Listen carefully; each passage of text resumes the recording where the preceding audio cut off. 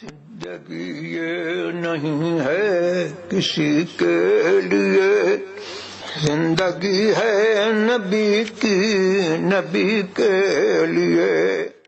الحسن فيه غير منقسم، دع ما ادعته النصارى في نبيهم، واحكم بما شئت فيه مدحا واحتكم، فإن فضل رسول الله ليس له حد فيعرب عنه ناطق بفمي، يا رب بالمصطفى بلغ مقاصدنا واغفر لنا ما مضى يا واسع الكرم۔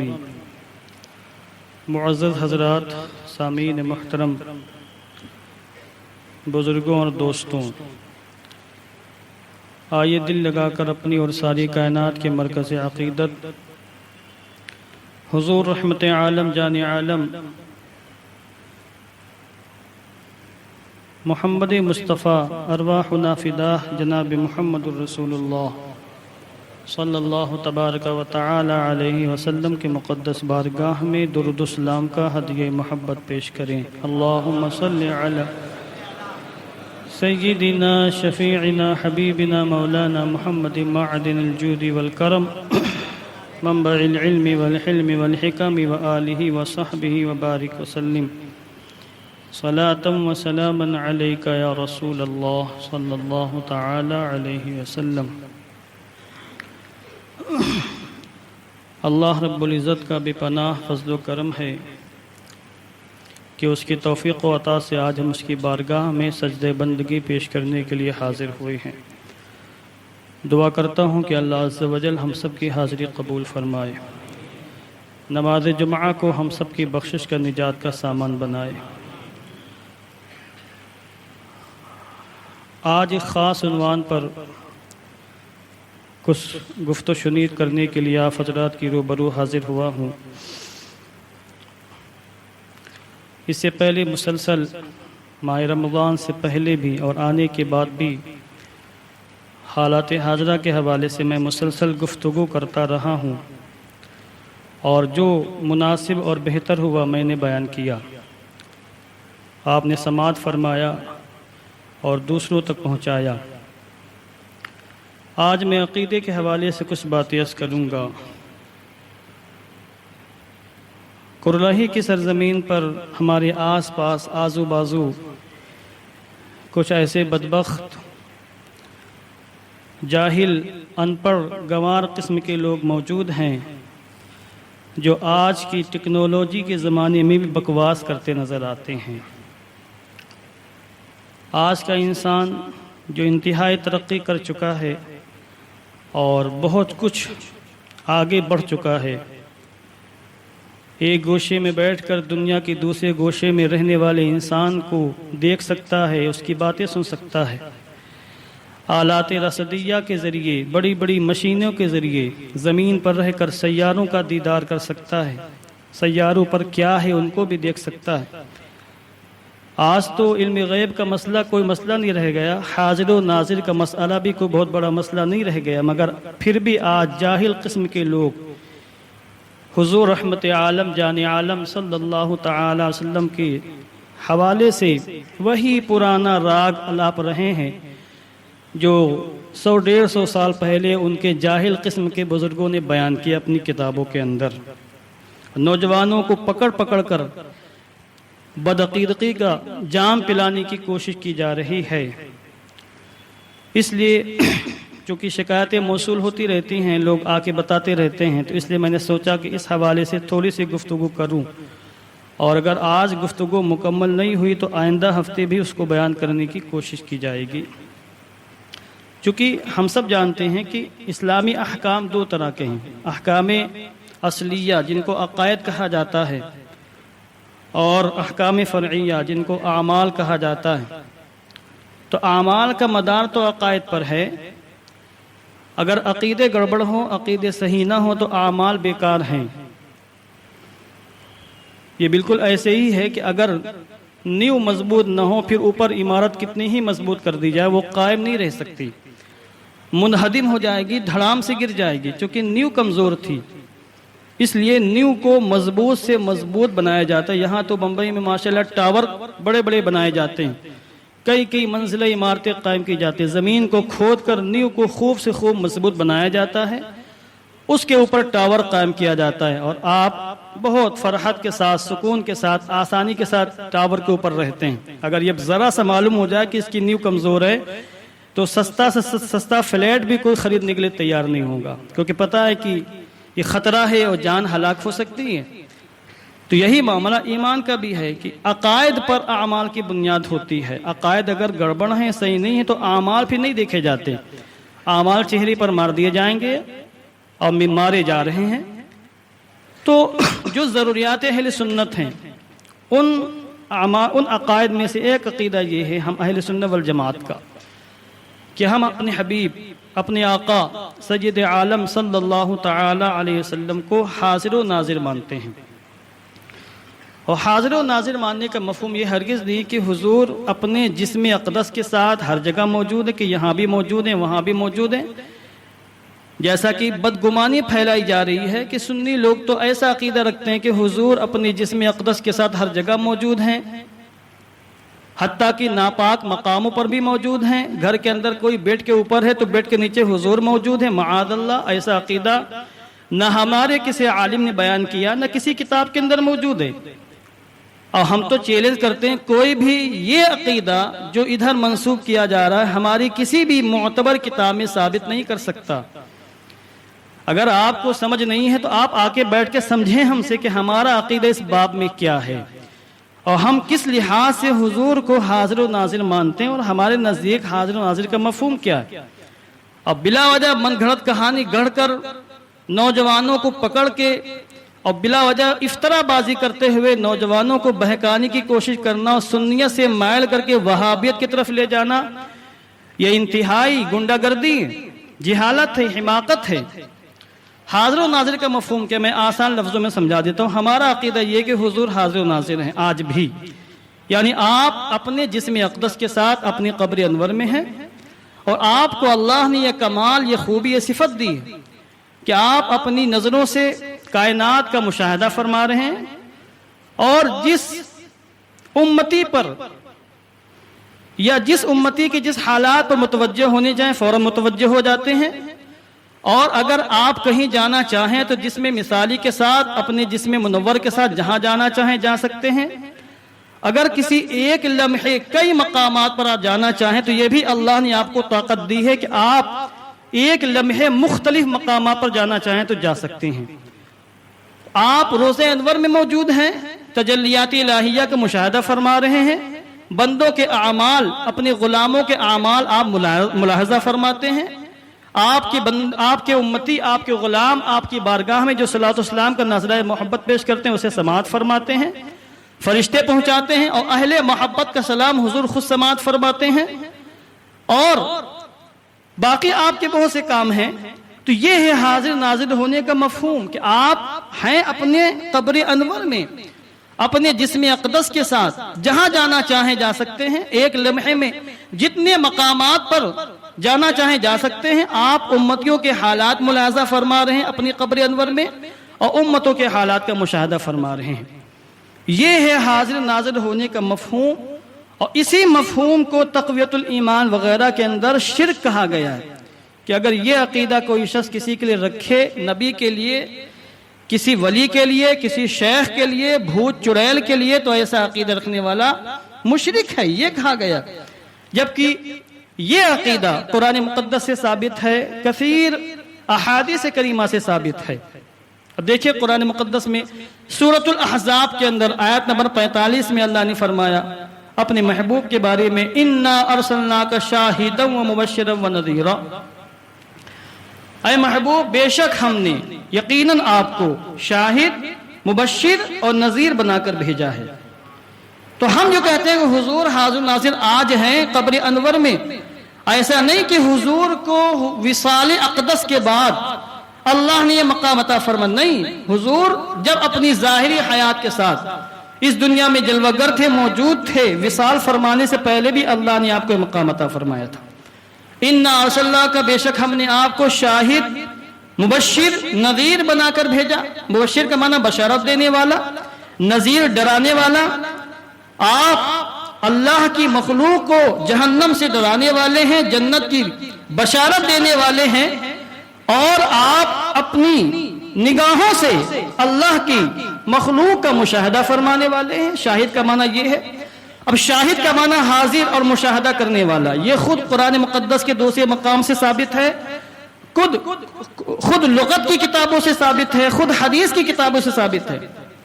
موجودہ غیر مقلدین وہاں بڑے یہ جو ہے، میں معافی چاہتا ہوں، زبان تھوڑی سی سخت استعمال کرنی پڑتی جب حضور کی شان میں کوئی آج کے زمانے میں بھی اس قسم کی بکواسیں کرتا ہے.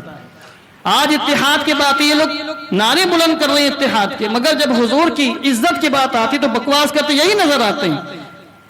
اتحاد کا نعرہ بھی لگاتے ہیں اور حضور کی عزت پہ کیچڑ بھی اچھالنے کی کوشش کرتے ہیں، شیطان کی پیروی کرتے ہوئے.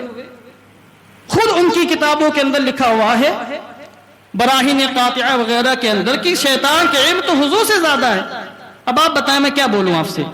یہ ساری بکواسیں لکھی ہوئی ہیں اور یہ بارہا ہمارے علماء بیان کرتے رہتے، مگر ہمارا جو مزاج ہے علمی انداز میں گفتگو کرنا، گالی گلوچ سے گریز کرتے ہوئے دلائل کی روشنی میں گفتگو کرنا، تاکہ اگر کوئی حق کا متلاشی وہ حق تلاش کرنا چاہے تو علمی انداز میں وہ حق تک پہنچ سکے. دیکھیے یہاں پر لفظ شاہد میں نے آیت کریمہ میں ذکر کیا، پڑھا بھی آیت کریمہ، اِنَّا أَرْسَلْنَاكَ شَاهِدًا وَمُبَشِّرًا وَنَذِيرًا.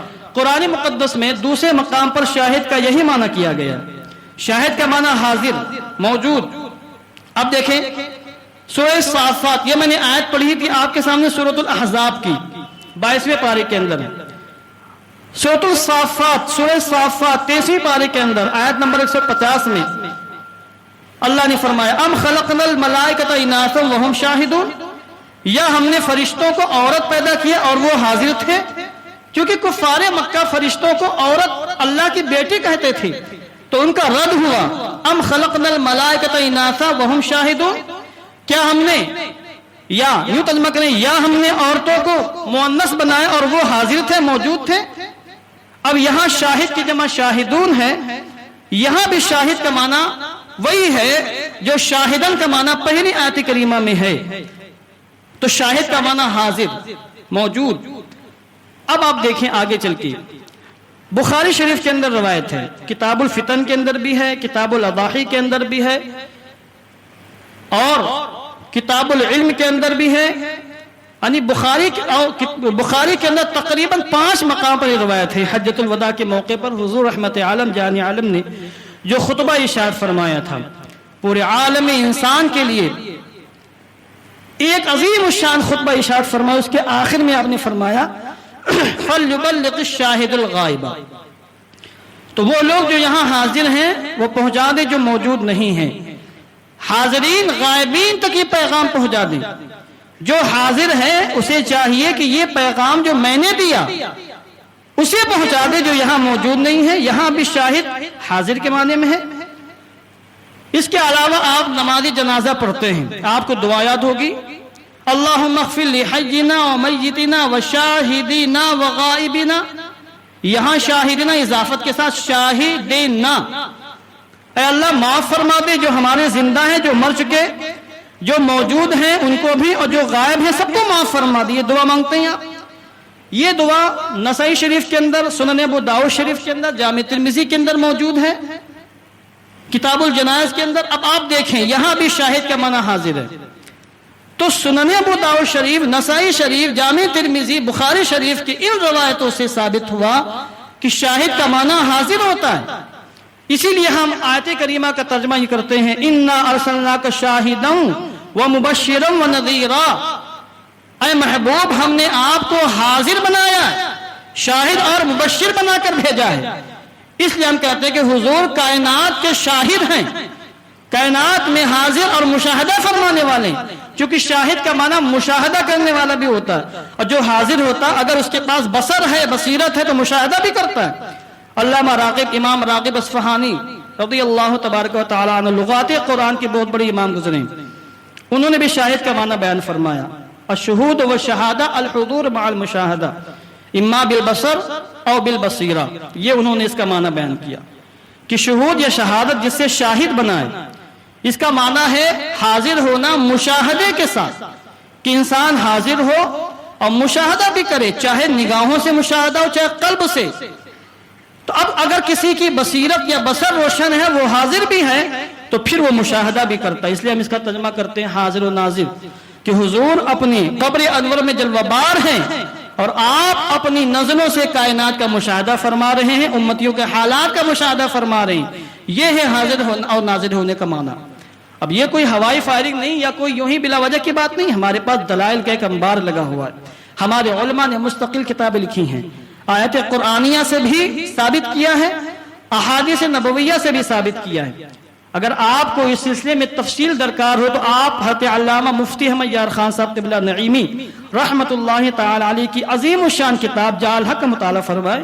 کثیر روایتیں موجود ہیں اور حضور علیہ الصلوۃ والسلام کے حاضر و ناظر ہونے پر آپ نے ایک دلائل کا انبار لگایا ہوا ہے۔ تعجب کی بات ہے کہ آج کے زمانے میں جبکہ انسان کہاں سے کہاں پہنچ گیا، دنیا ایک گاؤں ایک بستی بلکہ ایک مکان کی طرح ہو گئی ہے۔ سیٹلائٹ کے ذریعے پوری دنیا کا مشاہدہ امریکہ والے کر رہے ہیں، دنیا کی ٹیکنالوجی جن کے پاس ہے وہ لوگ مشاہدہ کر رہے ہیں۔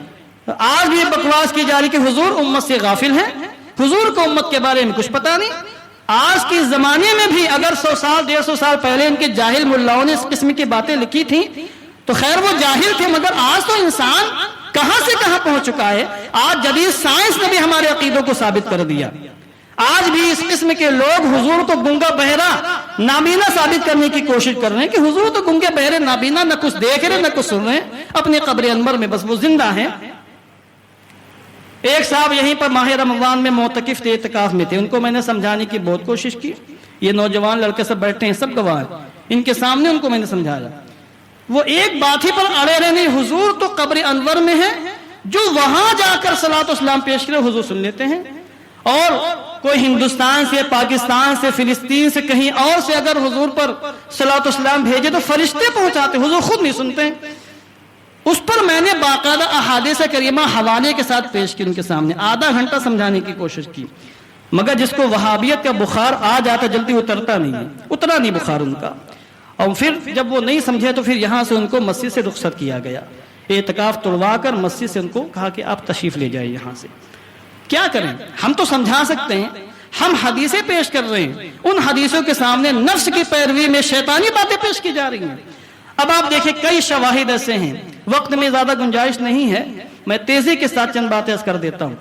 غزوہ موتا یہ سن 8 ہجری میں غزوہ ہوا، جنگ موتا، اس میں حضور خود تشریف نہیں لے گئے تھے، آپ نے صحابہ کرام کو بھیجا تھا، اور اس کی وجہ یہ تھی کہ حضور نے سفیر بھیجا تھا تو عیسائیوں نے اس کو قتل کر دیا تھا۔ اس کے قصاص کے لیے 3000 کا لشکر حضور نے روانہ فرمایا، اور لشکر روانہ فرماتے وقت آپ نے فرمایا کہ تمہارے امیر زید رہیں گے، زید بن حارثہ، اگر یہ شہید ہو جائیں تو پرچم اسلام حضرت جعفر کے ہاتھ میں آئے گا، اگر یہ بھی شہید ہو جائیں تو پرچم اسلام عبداللہ ابن رواحہ کے ہاتھ میں ہوگا، یہ تمہارے قائد تمہارے کمانڈر ہوں گے۔ 3 کا نام لیا اور کہا اگر یہ بھی شہید ہو جائیں تو مسلمان جس کو چاہے اپنا کمانڈر بنا لیں، قائد بنا لیں، لیڈر بنا لیں۔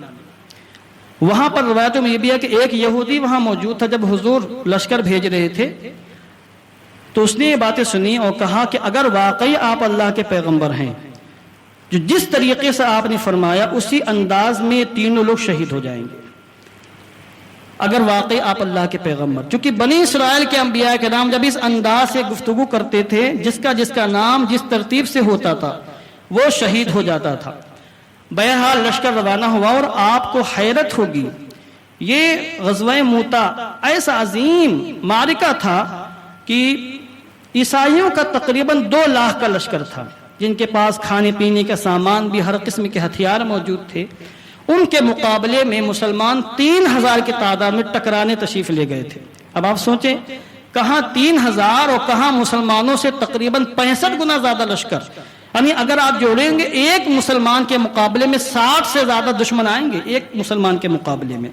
اور حیرت یہ کہ جب میں گوگل پر پڑھ رہا تھا، سرچ کر رہا تھا کہ دیکھو گوگل صاحب کیا فرماتے ہیں، مفتی گوگل صاحب، چونکہ آج کل ہمارے نوجوان مفتی گوگل سے ہی پوچھتے ہیں جو کچھ پوچھنا ہوتا ہے، ہم لوگ تو فالتو کے لوگ ہیں، اب ہم لوگ سے لوگ نہیں پوچھتے، گوگل صاحب جیسا فرمائیں گے بس ویسا عمل ہو جائے گا۔ تو ہم نے کہا دیکھو کہ اس نے کیا لکھا، تو مجھے حیرت ہے کہ اس میں لکھا ہوا ہے کہ غزوہ موتا میں کسی کی کوئی واضح کامیابی نہیں ہو سکی، عیسائی لوگ اسے اپنی کامیابی کہتے ہیں، مسلمان اپنی کامیابی کہتے ہیں، کوئی واضح نتیجہ سامنے نہیں آیا، جبکہ پوری تاریخ انسانی، تاریخ اسلامی گواہ ہے کہ بالکل واضح نتیجہ تھا، مسلمانوں کو کامیابی ملی تھی۔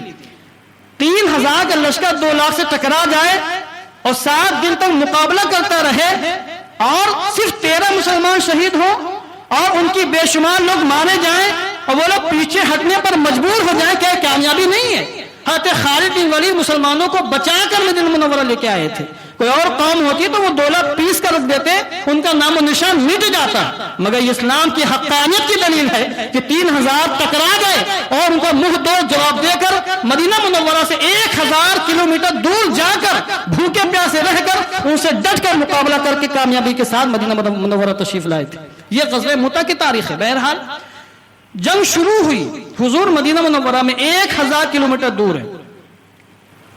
حضرت انس بن مالک فرماتے ہیں، بخاری کے اندر روایت ہے، نعا رسول اللہ صلی اللہ علیہ وسلم زیدن وجعفرا وابن رواحة للناس قبل ان یاتیہم خبرہم۔ حضرت انس فرماتے ہیں کہ حضور رحمت عالم جان عالم صلی اللہ علیہ وسلم نے مدینہ منورہ میں حضرت زید، حضرت جعفر، حضرت عبداللہ ابن رواحہ کی موت کی خبر مسلمانوں کو سنائی، شہادت کی خبر، حالانکہ ان کی شہادت کی خبر ابھی آئی نہیں تھی۔ جس دن 1000 دور غزوہ موتا میں یہ حضرات شہید ہوئے، بعینی اسی وقت حضور نے مدینہ منورہ میں ان کی شہادت کی خبر دی۔ اور کس انداز سے دی؟ آپ نے فرمایا اخذ الرأیۃ زید فاصیب، گویا کہ حضور اپنی نظروں سے پورا منظر مشاہدہ فرما رہے ہیں، آپ کی نظروں کے سامنے غزوہ موتا کی پوری تفصیل ہے، ایک ایک حالت آپ کے سامنے۔ آپ نے فرمایا زید بن حارثہ نے پرچم اسلام پکڑا، فاصیبا، شہید کر دیے گئے۔ ثم اخذ جعفر فاصیبا، پھر جعفر نے پکڑا، وہ بھی شہید کر دیے گئے۔ ثم اخذ عبداللہ ابن رواحہ فاصیبا، پھر عبداللہ ابن رواحہ نے اس پرچم اسلام کو پکڑا اور وہ کمانڈر بنے، وہ بھی شہید کر دیے گئے۔ وعینان تذریفان، اور حضور کی آنکھوں سے آنسو جاری ہیں، حضور خبر دے رہے ہیں اور آپ کی آنکھوں سے آنسو جاری ہیں۔ اس کے بعد آپ نے فرمایا ثم اخذ الرایۃ سیف من سیوف اللہ حتی فتح اللہ علیہ، پھر اللہ کی تلواروں میں سے ایک تلوار، یعنی حضرت سیدنا خالد بن ولید رضی اللہ تبارک و تعالی عنہ نے پرچم اسلام کو پکڑا تو اللہ نے مسلمانوں کو فتح و نصرت سے شاد کام فرما دیا، مسلمانوں کو کامیابی مل گئی۔ یہ دیکھیں حضور مدینہ منورہ میں ہیں اور غزوہ موتا جہاں ہوا ملک شام میں کہ کسی علاقے میں 1000 کلومیٹر دور، بعینی اسی وقت حضور سارا منظر دیکھ کر مسلمانوں کو بتا رہے ہیں۔ یہ روایت بخاری کے اندر موجود ہے، اور بخاری پڑھنے والے جن کو بخاری کا بخار آیا ہوا ہے، آج بھی 1450 سال گزرنے کے بعد بھی وہی پرانی رٹی رٹائے تقریر، وہی پرانا رٹا رٹایا سبق آج بھی رٹ رہے ہیں کہ حضور کو کیا پتا کیا ہونے والا، امت کے حالات سے حضور کیا واقف ہوں، ان کو کیا پتا امت کی حالت کیا ہے۔ دیکھیں، اس لیے علامہ حضور محدث کبیر دامہ ذلو ایک شعر بہت پڑھا کرتے ہیں اپنی خطابات میں، جو کہ آپ بڑے جس انداز میں رد بلیغ فرماتے ہیں اس قسم کے بدبختوں کا ہم لوگ کہاں کر سکتے ہیں، ہم تو حضرت کے پوتے شاگرد ہیں۔ تو وہ کہتے ہیں کہ بے سمجھے جو پڑھاتے ہیں بخاری، ایسے کو شعر ہے، وہ آتا ہے بخار ان کو بخاری نہیں آتی، بے عشق محمد جو پڑھاتے ہیں بخاری، یعنی حضور کے محبت کے بغیر جو لوگ بخاری پڑھاتے ہیں، آتا ہے بخار ان کو بخاری نہیں آتی، بخاری کا بخار آ رہا ہے، بخاری نہیں آتی۔ تو بخاری کی روایتیں کثیر تعداد میں ہیں جو حضور کے حاضر و ناظر ہونے کو بیان کرتی ہیں۔ اب میں تیزی کے ساتھ ایک روایت اور عرض کر دیتا ہوں، سیدنا ابو ہریرہ رضی اللہ تعالیٰ عنہ یہ اپنا واقعہ بیان فرماتے ہیں، آپ کو حیرت ہوگی واقعہ سننے کے بعد۔ ابو ہریرہ کہتے ہیں کہ حضور نے مجھ سے کہا کہ جاؤ صدقے کا جو غلہ ہے اس کی نگرانی کرنا رات میں، تاکہ کوئی چور چوری نہ کر سکے۔ صدقے کا غلہ یہ گئے نگرانی کرنے کے لیے، ایک شخص آیا اور لب بنا بنا کر چوری کرنے لگا، غلہ اٹھانے لگا، انہوں نے پکڑ لیا اور کہا لأرفعنک الی رسول اللہ صلی اللہ علیہ وسلم، चोरी करते हो, सुबह तुमको हुजूर की बारगाह में ले जाऊंगा। बांध दिया उस शख्स को। उसने कहा इन्नी मुहताज वाली इयाल वाली हाजतों शदीदा, रोने गिड़गिड़ाने लगा कि मैं मोहताज हूं, मेरे बड़े छोटे छोटे बच्चे हैं और मुझे गले की ज्यादा हाजत, मुझे छोड़ दो, मैं वादा करता हूं आइंदा नहीं आऊंगा। उन्होंने छोड़ दिया और चला गया। और सुबह जब हाथी अबू हुरैरा हुजूर की बारगाह में आए तो उनके बताने से कबल हुजूर ने फरमाया मा फ़अला असीरुक या अबा हुरैरा, अबू हुरैरा रात का तुम्हारा कैदी क्या हुआ, कहां चला गया। अब देखिए रात की तारीकी में वाकया हुआ, वहां जहां गल्ला जमा था सिर्फ हाथी अबू हुरैरा, तो वो चोर आने वाला था, कोई तीसरा शख्स नहीं था। हुजूर ने फरमाया रात का तुम्हारा असीर कहां गया। अब इन्होंने पूरा वाकया बयान फरमाया तो हुजूर ने फरमाया आज भी आएगा वो, चौकन्ना रहना, तुम्हारा वो चोर जो वादा करके गया है कि नहीं आऊंगा झूठा है, आज फिर आएगा वो। हते अबू हुरैरा कहते हैं मैं चौकन्ना हो गया और टिकटी की बांध कर देखने लगा कि कहां है वो, क्योंकि मुझे यकीन था आएगा। हुजूर ने फरमाया ये सहाबा कराम का अकीदा था। तो अबू हुरैरा कहते हैं कि वो चोर फिर आया, चुपके से अंदर घुस गया और गल्ला भरने लगा। मैंने बस दबोच लिया, मैं तो चूंकि छुपा हुआ था, उसको पकड़ने के लिए उसको दबोचा मैंने और रस्सी से बांधा।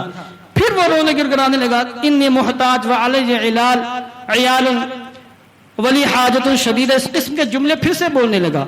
तो इन्होंने कहा नहीं आज मैं तुमको हुजूर की बारगाह में पेश करूंगा जरूर सुबह के वक्त। तो उसने माफी तराफी की, कहा कि आइंदा नहीं आऊंगा, आज मुझे छोड़ दो, मैं बहुत गरीब हूं, मेरे बेसहारा बच्चे हैं, कोई कमाने वाला नहीं है, गले की हाजत थी इसलिए मैं आ गया। अबू हुरैरा को रहम आया, छोड़ दिया। फिर सुबह हुजूर की बारगाह में आए, हुजूर ने फरमाया मा फ़अला असीरुक, तुम्हारा रात का कैदी क्या हुआ। मुस्कुराते हुए फरमाया। अबू हुरैरा कहते हैं कि या रसूल अल्लाह मैंने उसको पकड़ तो लिया था मगर वो चूंकि मजबूर था, परेशान हाल था और उसने बहुत माफी तलाफी मांगी तो हमने उसको छोड़ दिया। हुजूर ने फरमाया धोखाबाज है, उसने झूठ बोला, आज फिर वो आएगा, चौकन्ना रहना। हाथे अबू हुरैरा कहते हैं कि मुझे तो बहुत गुस्सा है कि आज फिर आएगा, आज तो नहीं छोड़ूंगा। अब वो आया, इन्होंने पकड़ा उसको, फिर उसने मिन्नत समाजत के मगर नहीं छोड़ा। तो उसने कहा ऐ अबू हुरैरा मैं तुमको एक इल्म की बात बताता हूं, मगर वादा लो कि तुम मुझे छोड़ दोगे। इन्होंने वादा कर लिया, चूंकि सहाबा कराम इल्म के और तक़वा परहेजगारी के बड़े शायक थे, दिलदादा थे। तो उसने कहा कि तुम जब भी सोया करो आयतुल कुर्सी पढ़ लिया करो शुरू से आखिर तक। जब तुम आयतुल कुर्सी पढ़ोगे तो अल्लाह की जानिब से एक मुहाफिज होगा, निगरां होगा, जो निगरानी करेगा, कोई भी चोर आने की, शैतान आने की कोशिश नहीं करेगा तुम्हारे पास।